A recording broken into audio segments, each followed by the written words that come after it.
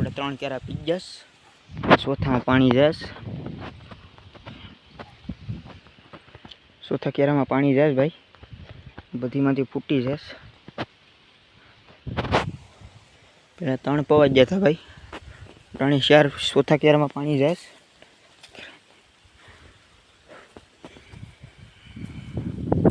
આપણી નારેલિયું છે ભાઈ. આપણે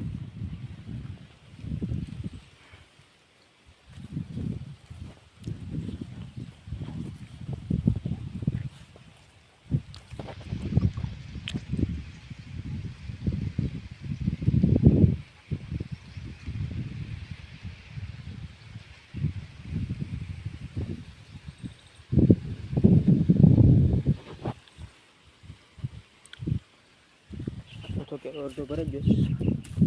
પાણી જાય, પાણી આવે સાડી ભરાઈ જાય ક્યારો આયા પીધું પાણી.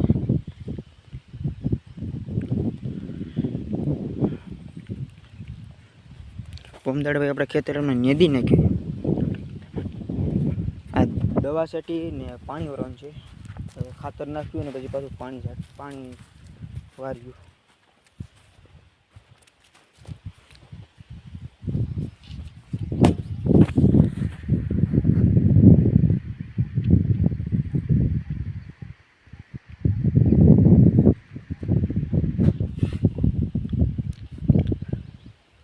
અડધો ભરાઈ ગયો, અડધો બાકી છે. ભરાઈ જાય પછી કેટલા કેરા રહે, જેટલા કેરા રહે પછી ભાઈ